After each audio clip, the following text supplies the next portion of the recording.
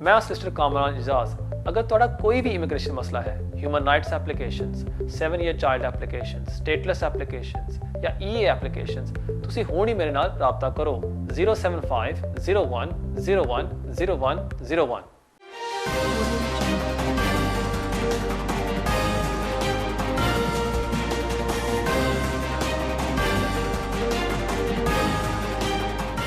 बिस्मिल्लाहिर्रहमानिर्रहीम। अस्सलाम वालेकुम नाज़रीन, मैं हूं आपका मेज़बान कामरान इजाज़। इस शो में आपके लाइव फ़ोन कॉल लेता हूं। अगर आपका भी कोई इमिग्रेशन मसला है, आप भी फ़ोन करके इस प्रोग्राम में हिस्सा ले सकते हैं। प्रोग्राम का नंबर आपके स्क्रीन के ऊपर अभी आ रहा है। उम्मीद है कि आपको ऐसी एडवाइस दी जाएगी जो आपके लिए फ़ायदेमंद साबित होगी। नाज़रीन, प्रोग्राम शुरू करने से पहले आपको एक छोटी सी अपडेट देता जाऊँ, बल्कि थोड़ी सी इन्फॉर्मेशन है कि इस वीक से क्लाइंट्स को और लोगों को मैसेजेस आने शुरू हो गए हैं होम ऑफिस से, और उनको भी बुलाया जा रहा है रिपोर्टिंग के ऊपर। उनको मैसेज में लिखा हुआ है साफ कि आपको अब रिपोर्टिंग पर वापस आना है। इसलिए मेरी आपसे सबसे दरख्वास्त है कि अगर आपका कोई एप्लीकेशन होम ऑफिस में पेंडिंग नहीं है, आप जल्द से जल्द कोई एप्लीकेशन सबमिट कर दें। क्यों ये ना हो, खुदा न खास्ता आप अगर बाहर घूम रहे हैं या काम कर रहे हैं और आपको वो पकड़ लें और आपको डिटेन करके आपको वापस भेज दें पाकिस्तान। ये एक बहुत अच्छा टाइम है एप्लीकेशन सबमिट करने का, क्योंकि आजकल जैसे मैंने पिछले वीक भी बताया था, उससे पिछले वीक भी मैंने बताया था कि होम ऑफिस फ़ी वेवर्स को ग्रांट कर रहा है।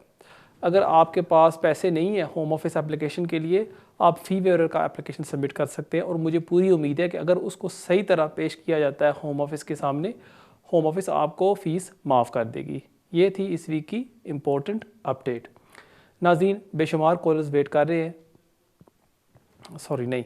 और एक जो दूसरी अपडेट मैं आप सबको देना चाहता था वो था टोइक के हवाले। पिछले वीक मैंने इसके बारे में बातचीत थोड़ी सी की थी और काफ़ी सवाल आए हैं, और इसको मैं दोबारा दोहरा देता हूँ आपके लिए। और वो था कि कोर्ट्स ने जजमेंट पास की है कि जिन लोगों को वीज़ा कर्टेल किया गया था और उसके बाद उन्होंने अपना अपील जीत लिया और उनको 60 डेज़ का वीज़ा मिला था, उनको 2.5 साल का वीज़ा मिलना चाहिए। ये होम ऑफिस की गलती थी, जो होम ऑफिस इनको एप्लीकेंट्स को खाली दे रही थी 60 डेज़ का वीज़ा। इसलिए अगर पिछले साल फ़र्ज़ करें आपका अपील अलाउ हो गया था और होम ऑफिस ने आपको 60 डेज़ का वीज़ा दिया था और उस 60 डेज़ में आप फर्दर लीव नहीं हासिल कर सके, फॉर एग्ज़ाम्पल एज स्टूडेंट, क्यों आपके पास पैसे नहीं थे, या अगर आपने ह्यूमन राइट्स एप्लीकेशन सबमिट किया था और वो रिफ्यूज़ हो गया है, अब आप इस जजमेंट के हवाले चैलेंज कर सकते हैं कि देखें मेरा अपील अलाउ हो गया था और आप होम ऑफिस को मुझे 2.5 साल का वीज़ा देना चाहिए था। इसलिए ये काफ़ी गुड न्यूज़ है उन लोगों के लिए। एक और अपडेट जो मैं आप सबको देना चाहता था वो है EU सेटलमेंट स्कीम के हवाले से। With in the last 2 to 3 months data ये कंफर्म करता है, और मेरी एक्सपीरियंस से भी, कि होम ऑफिस अब एप्लीकेशंस को रिफ्यूज़ कर रही है। जैसे ही ब्रेक्सिट हुआ है, काफ़ी ज़्यादा एप्लीकेशंस रिफ्यूज़ होने शुरू हो गए। इसलिए मैं आप सब से ये रिक्वेस्ट करता हूँ कि अगर आप सोच रहे हैं कोई एप्लीकेशन सबमिट करने के लिए under the settlement scheme, make sure करें कि आपके सारे डॉक्यूमेंट्स करेक्ट हैं और जो रिक्वायरमेंट्स हैं आप उनको पूरा करते हैं। This is very important. नाज़रीन, मुझे बताया जा रहा है कि एक ब्रेक का टाइम हो रहा है। मिलते हैं ब्रेक के बाद।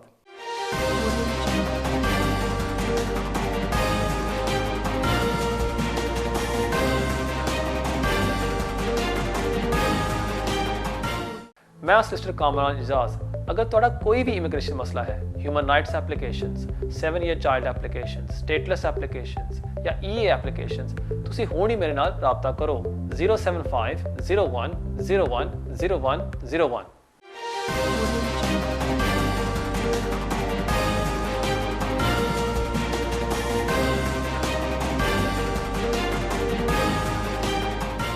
नाज़रीन, वेलकम बैक। बगैर कोई टाइम ज़ाया किए बढ़ते हैं हमारे पहले कॉल की तरफ। हेलो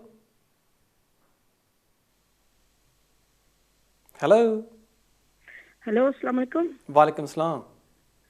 जी, मुझे पूछना था कि मेरी सिस्टर है, जी तो उसकी पिछले साल शादी हुई थी, पाकिस्तान हम गए थे। ठीक है। तो अभी माशाल्लाह उनका एक बेटा भी है, तो वो मेरी कैर है। तो हमने जमा कराना है वीज़ा उसका, तो फिर कह रहे हैं तो उसको और भी कोई कम करना पड़ेगा या उसी पे हो जाएगा?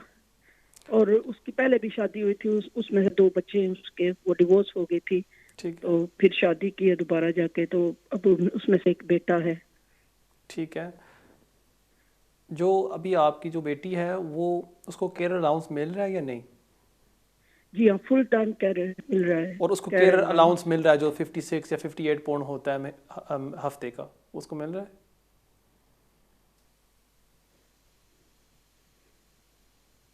हेलो हेलो जी, उसको केयर अलाउंस मिल रहा है जो 58 पाउंड या 60 पाउंड होता है कुछ हर वीक? जी, 60 पाउंड फुल टाइम का, जी हाँ, फुल टाइम कैरियर मिल रहा है, फुल ठीक है, टाइम में वो मेरी कैरियर। मैं समझ गया, बहुत शुक्रिया आपकी कॉल का। यूजुअली जब आप अप्लाई करते हैं for entry clearance as a spouse, आप किसी को स्पॉन्सर करना चाहते हैं अपने हस्बैंड या वाइफ को, आपको इनकम रिक्वायरमेंट मीट करनी होती है जो है 18,600। और उसके लिए यूजुअली आपको 6 माह के पे स्लिप, 6 मंथ्स के बैंक स्टेटमेंट्स और एम्प्लॉयर लेटर साथ लगाते हैं। अब आपने मुझे बताया कि आपकी जो बेटी है वो है आपकी केयर, उसको मिल रहा है केयर अलाउंस। अब ये आपकी जो बेटी है ये आ जाती है एग्जाम्पशन में कि उसको जो 18,600 रिक्वायरमेंट है वो माफ़ हो जाती है। आपकी बेटी ने साबित करना है कि अगर उसके हस्बैंड को वीज़ा ग्रांट किया जाता है, वो और उसके हस्बैंड जो किसी को मिलता है इनकम सपोर्ट पर बेनिफिट, जो यूजुअली होता है तकरीबन 141 पाउंड्स पर वीक, उसके पास इतने पैसे हैं पर वीक। अब आपने मुझे बता दिया कि आपकी बेटी को मिल रहा है 60 पाउंड्स पर वीक केयर अलाउंस। अगर आपकी बेटी को कोई और बेनिफिट्स मिल रहे हैं, for example employment support allowance या यूनिवर्सल क्रेडिट, अगर वो टोटल इनकम वीकली तकरीबन 140 पाउंड से ज़्यादा है, फिर वो स्पॉन्सर कर सकती है अपने हस्बैंड को और उसके हस्बैंड को वो वीज़ा ग्रांट कर देंगे। सो ये मेक श्योर कर लें कि जो उसकी जो इनकम है वो ज़्यादा है जो एक कपल को मिलती है इनकम सपोर्ट के ऊपर। तो ये है टेस्ट। बहुत शुक्रिया आपके कॉल का, और बढ़ते हैं हमारे अगले कॉल की तरफ। हेलो, अस्सलाम वालेकुम। वालेकुम सलाम। कैसे हैं साहब, आप ठीक हैं? जी शुक्र अल्लाह का। जी फरमाइए। काइंडली मेरा एक क्वेश्चन था, मैंने अपनी वाइफ को पाकिस्तान से स्पॉन्सर करना है। जी जी मेरी सैलरी मैं सितंबर से फुल टाइम पे काम कर रहा हूँ, लास्ट सितंबर 2019 से, ठीक और है, मेरी सैलरी 20,000 प्लस है। ठीक है, मैं अप्रैल से फर्लो पे हूँ, ठीक ठीक है, है, लेकिन मेरा जो एम्प्लॉयर है वो मुझे फुल सैलरी ही दे रहा है, ठीक ठीक है, है, लेकिन मैं फर्लो पे हूँ, 100% जो मेरी सैलरी थी वही आ रही है। तो मैं वीज़ा सबमिट करवाना चाहता हूँ। तो मैंने एम्प्लॉयर से लेटर लिया है, लेकिन उसमें उन्होंने सारा कुछ मेरा मेंशन किया है कि कब से जॉब कर रहा हूँ, ये वो सब सैलरी स्लिप्स वगैरह, लेकिन ये मेंशन कहीं पे भी नहीं है कि मैं फर्लो पे हूँ। तो मैंने काइंडली ये पूछना था कि ये फर्लो का मेंशन होना मैंडेटरी है या ज़रूरी है या उसके बगैर भी ठीक है? तो काइंडली आप मुझे फ़ोन पे ही आंसर दे दीजिएगा, टीवी मेरे पास ठीक है। नहीं है। Thank you. अस्सलाम मैं वालेकुम। समझ गया, बहुत शुक्रिया आपके कॉल का। मेन रिक्वायरमेंट होती है कि आपने 6 मंथ के पे स्लिप्स लगाने, जैसे मैंने पहले अर्ज़ किया, 6 मंथ बैंक स्टेटमेंट्स और एम्प्लॉयर लेटर। अब एम्प्लॉयर लेटर में 3 मेन रिक्वायरमेंट्स होनी चाहिए। वो है कि आपकी जो जॉब टाइटल, आपकी जो एनुअल इनकम है, और जो आपकी जॉब की पोजीशन है वो है पार्ट टाइम या फुल टाइम। ये 3 चीज़ें लाजमन होनी चाहिए एम्प्लॉय लेटर में। जहाँ बात है कि वहाँ लिखा होना चाहिए लाजमी कि फ़रलो पर आप हैं या नहीं, दैट्स नॉट इम्पोर्टेंट। वो आपकी पे स्लिप्स में भी चेक कर सकते हैं, वहाँ भी लिखा होगा कि अगर आप फ़रलो पर हैं या नहीं। अब दूसरी बात यह है कि जून में गवर्नमेंट ने अनाउंस किया था कि जिन लोगों की इनकम ड्रॉप हो गई है, जो कोरोना वायरस से पहले 18,600 कमा रहे थे उससे ज़्यादा, और कोरोना वायरस की वजह से उनकी इनकम ड्रॉप हो गई है क्योंकि उनके एम्प्लॉयर ने उनको फरलो पर लगा दिया या उनके पास जॉब नहीं है, अगर वो अपने स्पाउस को स्पॉन्सर करना चाहते हैं, हम उनको एप्लीकेशन को कंसिडर करेंगे जैसे कि उनकी इनकम थी पैंडेमिक से पहले, कोरोना से पहले हम देखेंगे। सो इसलिए आपको कोई परेशानी की ज़रूरत नहीं, क्योंकि आपके एम्प्लॉयर फिर भी आपको 20% टॉपअप दे रहे हैं और आप इनकम रिक्वायरमेंट को मीट करते हैं। जो व्यूअर्स जिनकी इनकम ड्रॉप हो गई है फरलो की वजह से या उनकी जॉब लूज़ हो गई है, वो भी फिर भी अप्लाई कर सकते हैं और एक्सप्लेन कर सकते हैं कि देखें जी, पैंडेमिक से पहले हमारी इनकम थी 18,600 और इस वजह से हमारे पास अब इनकम थ्रेशोल्ड हम मीट नहीं करते, प्लीज़ हमारे केस को एक्सेप्शनली कंसिडर करें, और मुझे पूरी उम्मीद है कि वो आपके एप्लीकेशन को सिंपैथेटिकली कंसिडर करेंगे और वीज़ा ग्रांट कर देंगे। बहुत शुक्रिया आपके कॉल का, और बढ़ते हैं हमारे अगले कॉल की तरफ। Hello hello. Hello, you live on है। मुझे अपने ब्रदर के बारे में पूछना था। जी जी। वो इंडिया में है, उसकी एक गर्लफ्रेंड है, उसे फेसबुक पे मिली थी, तो वो दोनों शादी करना चाहते हैं। तो वो जो लड़की है वो इंडिया नहीं जाना चाहती, तो वो कह रही है मैं फियांसे वीज़ा पे स्पॉन्सर कर सकती हूँ उसे, और क्या डॉक्यूमेंट्स चाहिए। वो यूरोपियन है। ठीक है, मैं समझ गया। बहुत शुक्रिया आपके कॉल का। जी हाँ, आपकी जो है बदर की गर्लफ्रेंड, उसको फियांसे वीज़ा पर स्पॉन्सर कर सकती है। मेनली आपको वही रिक्वायरमेंट्स पूरी करनी होती हैं कि 6 month pay slip, 6 month bank statements और इनकम रिक्वायरमेंट आप मीट कर रहे हो। So that's what your sister लो कह लें, उसको ये रिक्वायरमेंट्स पूरी करनी होंगी। और उसके साथ साथ के रिलेशनशिप जो है इनकी जेन्युइन है, उसके लिए इनको प्रूफ लगाने होंगे, जैसे कि चैट्स, कि वो एक जेन्युइन रिलेशनशिप में है और वो आपस से हर दिन बातचीत करते हैं। अगर ये 3 रिक्वायरमेंट्स पूरी हो जाएं, फिर होम ऑफिस आपके ब्रदर को इशू करेगी ए 6 मंथ्स वीज़ा। उसके बाद जब इनकी शादी यहाँ हो जाए यूके में, फिर वो अप्लाई कर सकते हैं 2.5 साल के वीज़े के लिए। बहुत शुक्रिया आपके कॉल का, और बढ़ते हैं हमारे अगले कॉल की तरफ। Hello hello Kamran ji. Hello, you live on air. Hello, thank you very much. मेरा क्वेश्चन है सिटीजनशिप के अकॉर्डिंग है, क्योंकि मैं यूरोपियन हूँ और मेरे पास एक्टर स्टेटस है, और मुझे जब मेरी बेटी का बर्थ हुआ तो वो मुझे स्टेटस स्टेट उससे 1 महीने के बाद मिला। तो मुझे मैंने वो नेशनलिटी अप्लाई करनी है, कैसे कौन सी नेशनलिटी अप्लाई कर सकता, ब्रिटिश या यूरोपियन? किसके लिए? बच्ची के लिए? बच्चे के लिए, जी जी जी। अच्छा, जब बच्ची पैदा हुई थी उस टाइम आपके पास सेटल्ड स्टेटस था या नहीं? नहीं, उसके 1 महीने के बाद मुझे मिला था। ठीक है, मैं समझ गया। मैं आपको बताता हूँ। बहुत शुक्रिया आपके कॉल का। थैंक यू वेरी मच, आपका भी और बीनेस टीवी का भी। थैंक यू सो मच जी। अच्छा, रूल्स ये कहते हैं कि अगर आपके पास इनडेफिनेट होता है at the time of the birth, जब आपका बच्चा पैदा होता है और आपके पास इनडेफिनेट लीव टू रिमेन है, आपका बच्चा या बच्ची फौरी तौर पर अप्लाई कर सकते हैं फॉर अ ब्रिटिश पासपोर्ट। वो है ब्रिटिश बाय बर्थ। लेकिन आपने मुझे बताया है कि आपको मिला था सेटल स्टेटस 3 माह बाद, जब आपकी बच्ची पैदा हुई है। इसलिए आपकी बच्ची के लिए आपको अप्लाई करना होगा फॉर ब्रिटिश नेशनलिटी। वो है फॉर्म AN। पहले आप अप्लाई करेंगे नेशनलिटी के लिए, जब नेशनलिटी उसको मिल जाएगी फिर आप अप्लाई कर सकते हैं उसके लिए फॉर ब्रिटिश पासपोर्ट। उम्मीद है आपको आपके सवाल का जवाब मिल गया होगा, और बढ़ते हैं हमारे अगले कॉल की तरफ। Hello hello. Hello, you live on है। अस्सलाम वालेकुम। वालेकुम सलाम। मुझे एक क्वेश्चन पूछना था कि मेरे ना हस्बैंड है, उन्होंने इंडेफिनिट लीव टू रिमेन के लिए अप्लाई किया है। ठीक है।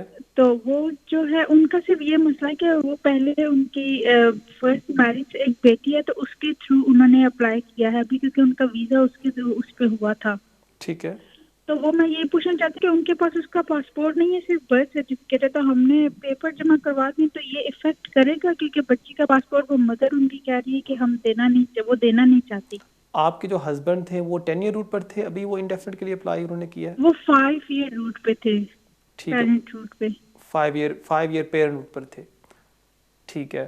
जी। और उनके पास बच्चे का पासपोर्ट नहीं है? हाँ, बच्ची का पासपोर्ट नहीं है।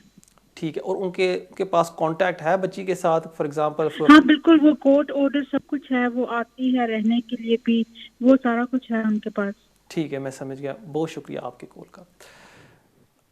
अगर आपके हस्बैंड के पास कांटेक्ट है फिर ये इनफ होगा। और आप, अगर होम ऑफिस आपसे रिक्वेस्ट करती है पासपोर्ट, आप उनको एक्सप्लेन कर सकते हैं कि जो मदर है बच्ची की वो देना नहीं चाहती, और इस वजह से मैं खाली बर्थ सर्टिफिकेट ना लगा रहा हूँ एप्लीकेशन के साथ।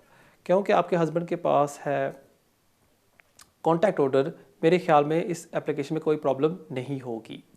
क्योंकि जब आप एप्लीकेशन भरते हैं ऑनलाइन, एक जेनेरिक सी चेकलिस्ट आती है at the end of the application, और वहाँ काफ़ी क्लाइंट्स परेशान हो जाते हैं कि उसमें ऐसे डॉक्यूमेंट्स वो मांगते हैं जो आपके पास होती नहीं है।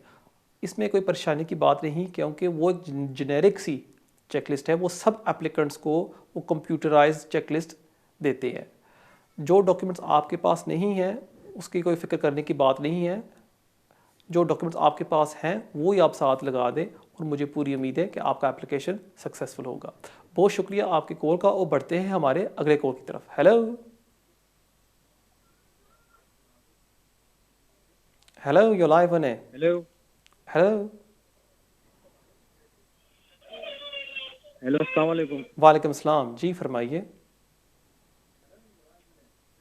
हेलो अस्सलाम वालेकुम। वालेकुम सलाम, बड़ी मेहरबानी होगी अगर आप प्लीज़ टीवी का वॉल्यूम कम कर दें और सीधा मुझसे बात करें फ़ोन के ऊपर। जी कामरान भाई, मेरा सवाल ये है कि मेरी वाइफ को 5 इयर्स पे रेफ्यूजी स्टेटस पे 5 इयर्स का वीज़ा मिला था। ठीक है, तो सर उनका इंडेफिनेट होना है अक्टूबर में। ठीक है।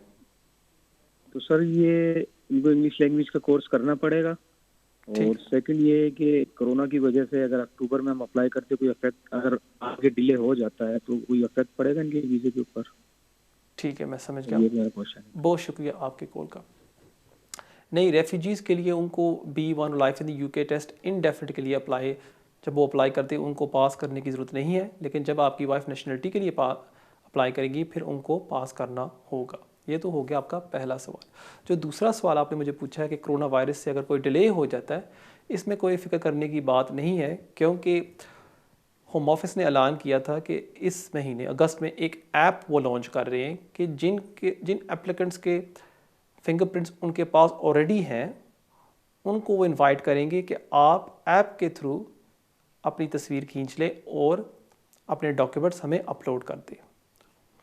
और अगर फॉर एग्ज़ाम्पल आप अपनी एप्लीकेशन सबमिट कर देते हैं और आपको वो ऐप के थ्रू इनवाइट नहीं करते, फिर भी आपको कोई फ़िक्र करने की बात नहीं, क्योंकि जिस दिन से आप अपने एप्लीकेशन ऑनलाइन सबमिट कर देते हैं आपकी लीव 3C के तहत कंटिन्यू हो रही है।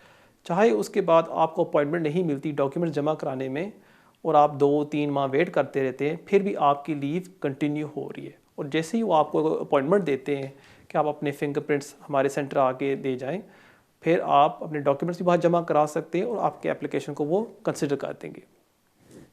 इसलिए आप फिक्र मत करें। बहुत शुक्रिया आपके कॉल का और बढ़ते हैं हमारे अगले कॉल की तरफ। हेलो हेलो कामरान भाई। जी फरमाइए। जी अस्सलाम वालेकुम। वालेकुम सलाम। जी कामरान भाई, एक तो सवाल है मेरा कि मेरे 3 बच्चे, 2 ब्रिटिश है और छोटा बच्चा हमारे साथ है जिसका वीज़ा 2.5 साल का मिलता है हमें। ठीक है। तो एक तो उस बच्चे का कुछ हो सकता है, वो 5 साल का हो गया। दो बच्चे बड़े, उनका पासपोर्ट ब्रिटिश है। नंबर 2, पहले हम ये 2.5 साल का वीज़ा एक्सटेंड कराते थे लीव टू रिमेन वाला। अभी हमारे पास इतनी इनकम नहीं है जो हम फीस दे सके होम ऑफिस की, जो NHS की, सारी डॉक्टरों की। ये इसमें कुछ लेस हो सकता है या गवर्नमेंट की तरफ से, यहाँ के क्यों या आगे जा सकता है, इसमें कोई हो सकता है कि नहीं हो सकता? आपका वीज़ा कब एक्सपायर हो रहा है? ये अक्टूबर में हो रहा है। ठीक है, मैं समझ गया। बहुत शुक्रिया आपके जी। कॉल का। पहले हमारी थी इनकम माशाल्लाह अच्छी तो करवाए थे, लेकिन अभी वो नहीं, मसला ये है। जी मैं समझ गया। बहुत शुक्रिया आपके कॉल का। जहाँ तक आपका पहला सवाल था कि आपका बच्चा अभी 5 साल का हो गया और उसको 2.5 साल का वीज़ा मिलता है, अगर उसका कुछ हो सकता है, अगर उसको ब्रिटिश पासपोर्ट मिल सकता है या नहीं। अनफॉर्चुनेटली नहीं, उसको ब्रिटिश पासपोर्ट नहीं मिल सकता। जो इंडियन नेशनल्स हैं अगर वो अपनी बर्थ रजिस्टर नहीं करते वो अप्लाई कर सकते हैं फॉर अ ब्रिटिश नेशनलिटी और उसके बाद उनको मिल जाता है ब्रिटिश पासपोर्ट। लेकिन जो पाकिस्तानी हाई कमीशन है उन्होंने यूके गवर्नमेंट के साथ एक एग्रीमेंट की हुई है कि जब भी कोई बच्चा पैदा होता है यूके में उसको ऑटोमेटिकली मिल जाती है पाकिस्तानी नेशनलिटी। इसलिए जो आपका बच्चा है उसको 2.5 साल का वीज़ा अप्लाई करना होगा और जब आपको इंडेफिनिट मिलता है उसके बाद ही आप उसके लिए अप्लाई कर सकते हैं फॉर नेशनलिटी, या अगर वो जब 10 साल का हो जाता है। जो दूसरा सवाल आपने मुझसे पूछा है कि आपकी इनकम ड्रॉप होगी और आप होम ऑफिस की फ़ीस नहीं भर सकते, इसमें कुछ गुंजाइश हो सकती है होम ऑफिस की तरफ से या नहीं? जी हाँ, बिल्कुल हो सकती है। अगर आपके पास पैसे नहीं हैं आप होम ऑफिस से रिक्वेस्ट कर सकते हैं कि वो आपको फ़ीस माफ़ कर दें। और जैसे मैंने स्टार्ट ऑफ द शो भी अर्ज़ किया था कि होम ऑफिस काफ़ी सिंपैथेटिकली इन एप्लीकेशंस को कंसिडर कर रही है और लोगों को वो ग्रांट कर रही है वेवर कि आपकी फ़ीस हम माफ़ कर देते हैं। इसलिए बेस्ट चीज़ ये होगी कि अगर आप कोई अपने करीबी सॉलिसिटर को मिल लें और जल्द से जल्द ये एप्लीकेशन सबमिट कर दें, या आपके लिए बेहतर होगा क्योंकि आपकी जो वीज़ा है वो एक्सपायर हो रहा है अक्टूबर में। अब बहुत शुक्रिया आपके कॉल का। नाज़रीन, मुझे बताया जा रहा है कि एक ब्रेक का वक्त होता है। जाने से पहले मैं आपको अपना ईमेल एड्रेस देता जाऊँ जो अभी आपके स्क्रीन के ऊपर आ रहा होगा, kejaz@me.com। अगर आप मुझे मिलना चाहते हैं एट माई ऑफिस, आप मुझे मिल सकते हैं, और अगर आप कोई सवाल पूछना चाहते हैं वो भी आप मुझे पूछ सकते हैं। नाज़रीन, कहीं नहीं जाना, मिलते हैं ब्रेक के बाद।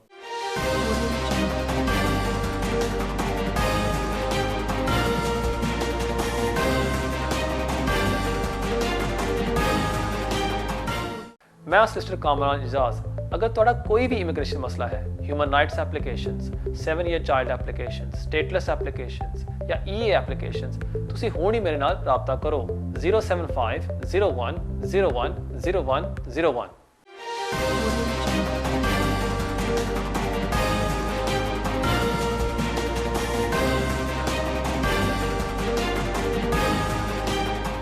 नाज़रीन, वेलकम बैक।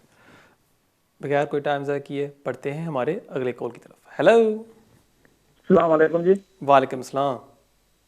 जी मैं खान बात कर रहा हूँ ब्लैकबर्न से। जी जी जी सर, ये कि मैंने अप्लाई किया था ब्रिटिश पासपोर्ट के लिए, लेकिन वो मैंने इंग्लिश टेस्ट पास नहीं किया। ठीक है, उन्होंने रिफ्यूज किया। ब्रेन ट्यूमर कैंसर दिमाग में। तो सॉरी, लगता है आपकी आवाज़ सही तरह नहीं आ रही। आवाज आ रही है जी अभी आ रही है जी। जी। तो मेरा दिमाग में कैंसर था ना, ब्रिटिश ब्रेन ट्यूमर था। ठीक है, उन्होंने वो सर्टिफिकेट नहीं मानी थी जो होम ऑफिस वाले। ठीक है, तो अभी उन्होंने मुझे लेटर भेज दिया कि आपकी जो इंग्लिश टेस्ट है वो माफ हो गई है, लेकिन आप सितंबर में इंग्लिश के लिए अप्लाई कर सकते हैं ब्रिटिश पासपोर्ट के लिए। ठीक है। तो मैं ये पता करना था कि ये जब अप्लाई करोगे फिर वो 6-7 महीने लेट कराएंगे कि नहीं है, फिर अब लेटर साथ होगा तो जल्दी पासपोर्ट हो जाएगी। ठीक है, मैं समझ गया। बहुत शुक्रिया आपके कॉल का। अगर होम ऑफिस ने आपको एग्जामेशन दी दी और उन्होंने आपको नेशनलिटी इशू कर दी है, फिर आप फौरी तौर पर अप्लाई कर सकते हैं ब्रिटिश पासपोर्ट के लिए। अब आपने मुझे एक बताया है कि उन्होंने कहा कि सितंबर में आपको नेशनलिटी इशू करेंगे। मेरे ख्याल में वो जो सेरेमनी है वो उनकी डेट उन्होंने आपको दी होगी सितंबर की। जैसे ही आप सेरेमनी अटेंड कर लेंगे, चाहे इन पर्सन या ऑनलाइन, आजकल तो वो ऑनलाइन हो रहे हैं, फिर आपको वो नेशनलिटी सर्टिफिकेट दे देंगे। उसके बाद आप अप्लाई कर सकते हैं ब्रिटिश पासपोर्ट के लिए, और वो यूजुअली आपको मिल जाता है विदिन 2 to 3 वीक्स। बहुत शुक्रिया आपके कॉल का। वो बढ़ते हैं हमारे अगले कॉल की तरफ। हेलो जी, अस्सलाम वालेकुम। वालेकुम सलाम। सर आप ठीक है? जी शुक्र अल्लाह का। जी फरमाइए। Okay sir. सर मैंने एक क्वेश्चन पूछा था आपसे अपनी डॉक्टरी लॉ के बारे में। ठीक है। उनका केस जुमा कराना है हमने, लेकिन उनका जो टीबी टेस्ट हमने कराया वो फरवरी दिस ईयर में हुआ था।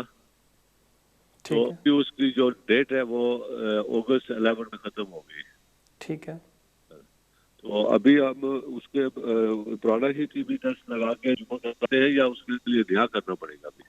उसके लिए आप एंट्री क्लियरेंस अप्लाई कर रहे हैं पाकिस्तान से? जी सर। एंट्री क्लियरेंस के लिए अप्लाई कर रहे हैं?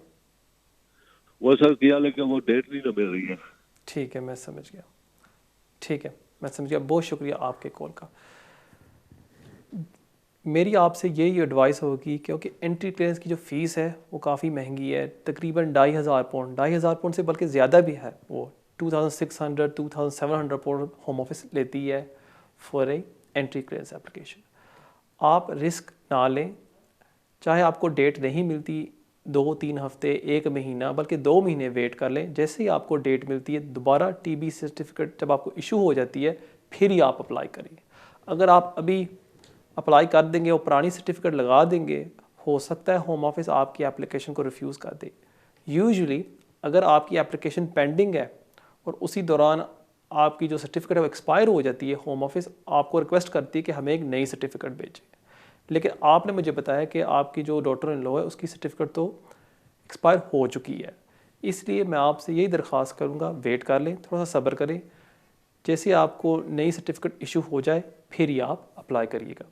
बहुत शुक्रिया आपके कॉल का। वो बढ़ते हैं हमारे अगले कॉल की तरफ। हेलो अस्सलाम वालेकुम मिस्टर कामरान साहब। वालेकुम सलाम। अस्सलाम वालेकुम। वालेकुम सलाम। और हाँ क्वेश्चन, मेरे पास एक सवाल है। वो मेरी मिसेस को 20 साल हो गए हैं यहाँ स्पाउस वीजा पे, is almost coming to spouse. वो स्पाउस वीजा पे आई थी 2.5 साल पहले। इनके in further remain to leave के लिए एप्लीकेशन देना है, तो कौन से डॉक्यूमेंट्स रिक्वायर्ड होंगे इसके लिए? ठीक है, और कोई सवाल आपका? एक और सवाल है, 1 मिनट, एक और सवाल था वो डॉक्यूमेंट्स के बारे में। हाँ, यही था बस, दैट्स इट। बस कौन से डॉक्यूमेंट्स हम करने हैं। एंड से मैं काम करता था। हेलो जी जी, मैं सुन रहा हूँ जी। जिस कंपनी के लिए मैं काम करता था वो मैं सिक्योरिटी ऑफिसर के मैं सिक्योरिटी ऑफिसर काम करता हूँ। और Do you meet the income requirement? हो गई है मेरी, right? Do you still meet the income company requirement? Change हो गई, मगर कॉन्ट्रैक्ट वही है। एक ट्यूब ट्रांसफर हुआ है, तो क्या मैं इस कंपनी को लेके डॉक्यूमेंट सबमिट कर सकता हूँ with the tube transfer? They've transferred you, right? But is the company that you work for still the same company? Yes, the contract I'm on is we call it the same company. So your the employer that employs you is still the same, correct? No, employer is not the same. No, it's different. It is. Okay. It's a different employer. I understand. Thank you very much. It's transferred to a different company. It is. I understand. I understand. Thank you very much for your call. जो पहला सवाल आपने मुझे पूछा है कि आपको कौन से डॉक्यूमेंट्स चाहिए होंगे आपकी वाइफ के एक्सटेंशन के लिए, mainly the A2 English test आपकी वाइफ ने पास करना होगा। उसके साथ साथ आपने दिखाना है कि आप 18,600 रिक्वायरमेंट मीट कर रहे हैं, और तीसरा कि आपकी जो रिलेशनशिप है वो जेन्युइन है और सबसिस्टिंग, और उसके लिए आपको प्रूव करना होगा कि आप दोनों इकट्ठे रह रहे हैं। जहाँ बात रही जो आपने दूसरा सवाल पूछा है कि आपको इंटरनली ट्रांसफ़र कर दिया गया है टू अनदर कंपनी, और आपकी जो है समझ लें एक टेक ओवर हुआ है आपकी कंपनी में, और आपका एम्प्लॉयर नया है। फॉर दिस मैं आपको यही एडवाइस करूँगा कि आप अपने पिछले 12 मंथ्स की पे स्लिप्स और बैंक स्टेटमेंट साथ लगा दें। That way you will be covered. क्योंकि अगर होम ऑफिस आपके एप्लीकेशन में ऑब्जेक्शन लगा देती है कि नहीं, आप एक नए एम्प्लॉयर के लिए काम कर रही है, फिर उसके लिए वो मांगते होते हैं 12 मंथ्स पे स्लिप्स और 12 मंथ बैंक स्टेटमेंट्स। अगर आप ये चीज़ें फुलफ़िल कर दें, मुझे पूरी उम्मीद है कि आपके वाइफ को वो एक्सटेंशन ग्रांट कर देंगे। बहुत शुक्रिया आपके कॉल का, और बढ़ते हैं हमारे अगले कॉल की तरफ। हेलो हेलो, यू लाइव होने। हेलो जी, वालेकुम सलाम। हेलो, अस्सलाम वालेकुम। वालेकुम सलाम। जी जी, फरमाइए। लगता है लाइन में कोई प्रॉब्लम है। Let's go to the next call. बात करनी है कि मेरा भांजा है पाकिस्तान में, तो वो यहाँ पे पढ़ने आना चाहता है। ठीक है। और वो यहाँ मैं मतलब उसके बाद पढ़ने के बाद यहाँ मैं नेशनलिटी भी लेना चाहता हूँ, तो वहाँ से यहाँ पे वो आ सकता है? उसकी एज कितनी है? उसकी एज 22 एज। ठीक है। उसने पाकिस्तान में पढ़ाई की हुई है अभी? वो उसने क्या पढ़ा है पाकिस्तान में? FSC की पाकिस्तान में उसने। ठीक है, मैं समझ गया। ठीक है, बहुत शुक्रिया आपके कॉल का। अगर कोई शख्स अप्लाई करना चाहता है फ्रॉम पाकिस्तान या इंडिया स्टूडेंट वीज़े के लिए, उनको फर्स्टली तो IELTS पास करना होता है, और दूसरा उसके बाद उन्होंने अप्लाई करना होता है फॉर द यूनिवर्सिटी, और उनको इशू किया जाता है cash letter. Cash letter issue करने से पहले जो यूनिवर्सिटी होती है वो आपका इंटरव्यू लेती होती है, कि वो देखना चाहते हैं कि आप काबिल हैं, जो जिस कोर्स के लिए आप अप्लाई कर रहे हैं वो आपसे सवाल पूछते हैं, और अगर वो मुतमिन है फिर वो आपको इशू कर देते हैं कैश लेटर। जैसे ही आपको कैश लेटर मिल जाता है, उसके बाद आप अप्लाई करते हैं फॉर स्टूडेंट वीज़ा, और कभी कभी ये भी होता है कि होम ऑफिस आपको बुला लेती है फॉर इंटरव्यू। इसलिए ये चीज़ें आपको जहन में रखनी चाहिए। जहाँ बात रही कि एज ए स्टूडेंट अगर आप UK एंटर होते हैं, आपको नेशनलिटी यहाँ मिल सकती है या नहीं। अगर आप स्टूडेंट वीज़े पर आते हैं और खाली स्टूडेंट रूट पर रहते हैं, फिर आपको नेशनलिटी नहीं मिल सकती, क्योंकि यहाँ UK ने लॉ बनाया हुआ है कि आप मैक्सिमम 5 ईयर्स स्टूडेंट गुजार सकते हैं। इस साल से वो इशू कर रहे हैं PSW, जो 2 साल का वर्क वीज़ा है, लेकिन वो भी आपके हो जाएंगे 7 साल, फिर भी आपके 3 साल कम होंगे। उसके बाद फ़र्ज़ करें अगर कोई बंदा स्विच कर जाता है to different category, for example spouse visa या एज ए स्किल्ड माइग्रेंट, फिर हो सकता है कि आपके 10 साल पूरे हो जाए या आप उस रूट पर फॉर एग्जांपल स्किल्ड माइग्रेंट 5 साल आपके पूरे हो जाए और आप फिर इंडेफिनिट लीव टू रिमेन के लिए अप्लाई कर सकते हैं। लेकिन अमूमन अगर आप मुझे ये पूछ रही है कि अगर स्टूडेंट वीज़े पर कोई बंदा आता है उसको इंडेफिनिट मिल सकता है या नहीं, द आंसर इज़ नो। बहुत शुक्रिया आपके कॉल का और बढ़ते हैं हमारे अगले कॉल की तरफ। हेलो अस्सलाम वालेकुम। वालेकुम सलाम। जी मैं एक क्वेश्चन पूछना चाह रही थी। जी फरमाइए। मेरे पास ना 5 साल का वीज़ा है और वो वीज़ा मुझे मेरे बेटे के बिहाफ पे मिला था। वो EU लाइक उसके पास EU पासपोर्ट है। ठीक है। तो जो मेरे सेकंड हस्बैंड है उनमें से मेरी एक बेटी है, तो उसको कैसे वीज़ा मिलेगा? अब मैं EU सेटलमेंट करवाना चाह रही हूँ, तो उसमें मैं उसको कर सकती हूँ? ठीक है। और आपकी शादी हो चुकी हुई है आपके सेकंड हस्बैंड के साथ? शादी तो कर लिया? तो मेरे पहले हस्बैंड थे ना, उसके साथ तो मेरी शादी हुई थी और रजिस्टर भी थी। जो सेकंड है मेरे पार्टनर, उसके साथ शादी लाइक रजिस्टर नहीं है, लेकिन उसमें से मेरी बेटी है। उसके साथ आपकी बेटी है, ठीक है। और जो आपकी जो 2 बच्ची हैं, जो बच्चे हैं आपके, उनके पास कौन से पासपोर्ट्स हैं? जो मेरा बेटा उसके पास पासपोर्ट है, लेकिन बेटी के पास नहीं है, क्योंकि जो मेरे सेकंड हस्बैंड है उनके पास कोई स्टेटस नहीं था। ठीक है, ठीक है, मैं समझ गया। बहुत शुक्रिया आपके कॉल का। अगर आप अपनी मैरिज रजिस्टर करा लें, फिर आपके हस्बैंड जो हैं सेकंड हस्बैंड, वो अप्लाई कर सकते हैं ऑन द बेसिस के वो जो आपके 2 बच्चे हैं उनकी परवरिश में वो हिस्सा ले रहे हैं और उनको भी in the same line visa grant किया जाए जैसे आपको मिला था अंडर द शेन रूट। सो मेरी एडवाइस आपसे यही होगी कि अगर आप अपनी मैरिज रजिस्टर करा लें, फिर उसके बाद आपके हस्बैंड अप्लाई कर सकते हैं फॉर अ वीज़ा। दूसरा ऑप्शन भी आपके लिए है, फॉर एग्ज़ाम्पल अगर आप शादी नहीं करना चाहते, अनमैरिड पार्टनर रूट के ऊपर भी आपके हस्बैंड अप्लाई कर सकते हैं। अगर आप फ़र्ज़ करें आपकी इस्लामिक मैरिज हो चुकी हुई है और अगर वो कहें कि वो बच्चे की परवरिश में हिस्सा ले रहे हैं, उस बेस के ऊपर भी वो अप्लाई कर सकते हैं। लेकिन ये जो एप्लीकेशन, जो दूसरी एप्लीकेशन मैंने आपको बताई है, ये आप EU सेटलमेंट स्कीम के ऊपर नहीं अप्लाई कर सकते, आपको EU रेगुलेशंस के ऊपर अप्लाई करना होगा जो है पेपर फॉर्म। बहुत शुक्रिया आपके कॉल का और बढ़ते हैं हमारे अगले कॉल की तरफ। हेलो अस्सलाम वालेकुम। वालेकुम सलाम। क्या हाल है कमरान भाई, ठीक हैं? जी शुक्र अल्लाह का। जी फरमाइए। जी मेरा एक सवाल है। मेरी एक्सटेंशन आने वाली है, 6 मंथ रह गए हैं। ठीक है। तो जो मेरी सैलरी है साल की वो तकरीबन 15,000 14,000 के दरमियान है। ठीक है। तो मुझे तकरीबन चाहिए 18,600। ठीक है। आपकी वाइफ काम कर रही है? नहीं हो रही जी। आपकी जो वाइफ है वो काम करती हैं? जी मेरी वाइफ काम नहीं करती, वो पढ़ रही है अभी। ठीक है। तो मैं अभी अकेला काम कर रहा हूँ और मेरी जो नहीं कंप्लीट नहीं हो रही 18,600। तो अभी मेरे पास थोड़ी सेविंग भी है, या मैं फिर एक्स्ट्रा जॉब कोई ढूंढूं? आपकी सेविंग आपके पास कितनी है अंदाज़न? तकरीबन मेरे पास अभी 10,000 पाउंड है। ठीक है। और वीज़ा आपका कब ड्यू है? मेरा तकरीबन अभी नेक्स्ट ईयर को तकरीबन अप्रैल में होगा। ठीक है, मैं समझ गया। आपके पास बच्चे हैं? जी नहीं। कितने बच्चे हैं आपके? जी नहीं है बच्चे। अच्छा बच्चे अभी नहीं है, सॉरी। ठीक है, मैं समझ गया। बहुत शुक्रिया आपके कॉल का। अब जैसे मैंने स्टार्ट द शो भी ये एक्सप्लेन किया था सबको कि जब आप एक्सटेंशन के लिए अप्लाई करें या एंट्री क्लियरेंस के लिए अप्लाई करें, आपको 18,600 रिक्वायरमेंट मीट करनी होती है। आपने मुझे बताया कि आप वो इनकम रिक्वायरमेंट को नहीं मीट कर रहे और आपके पास सेविंग्स है।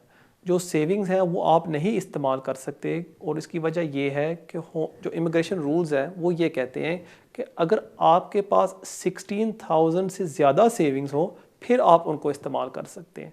फॉर एग्ज़ाम्पल आपको एक छोटी सी मिसाल देता हूँ। फ़र्ज़ करें मेरे पास है मेरे बैंक अकाउंट में 20,000 पाउंड, जो 16,000 से ज़्यादा सेविंग है वो है 4,000।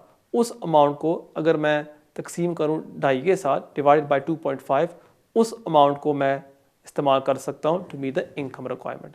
क्योंकि आपकी सेविंग्स हैं 16,000 से कम, आप वो अमाउंट को फिर इस्तेमाल नहीं कर सकते। फिर आपके लिए बेस्ट ऑप्शन यही होगी कि अगर आप कोई सेकंड जॉब ढूंढ लें जल्दी से और फिर आप इनकम रिक्वायरमेंट मीट कर लेंगे, ये आपके लिए बेहतर होगा। क्योंकि अभी आपके पास बच्चे नहीं हैं और अगर आप इनकम रिक्वायरमेंट नहीं मीट करते, हो सकता है आपके एप्लीकेशन को वो रिफ्यूज़ कर दें, और अगर आप अपील पर भी जाते हैं पॉसिबिलिटी है कि आपकी अपील भी डिसमिस हो जाए।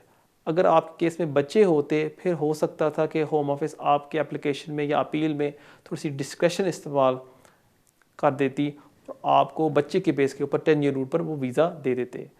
क्योंकि आपके पास बच्चे नहीं हैं, इसमें थोड़ी सी डेंजर है कि आपका एप्लीकेशन वो रिफ्यूज़ कर दे। सो बेस्ट ऑप्शन यही होगी कि आप एक जल्दी से एक सेकंड जॉब ढूंढ लें। नाजरीन, ये था हमारा आखिरी सवाल आज के लिए। जाने से पहले मैं आपको अपना ईमेल एड्रेस देता जाऊं जो अभी आपके स्क्रीन के ऊपर आ रहा होगा, keijaz@me.com। इसके थ्रू आप मुझे कांटेक्ट कर सकते हैं और अगर आप मुझे ऑफिस में मिलना चाहते हैं आप मुझे मिल सकते हैं। नाज़रीन, इंशाल्लाह ताला हमारी मुलाकात होगी अगले हफ्ते इसी टाइम 6 से लेकर 7 बजे तक। तब तक के लिए मुझे इजाज़त दें। अस्सलाम वालेकुम।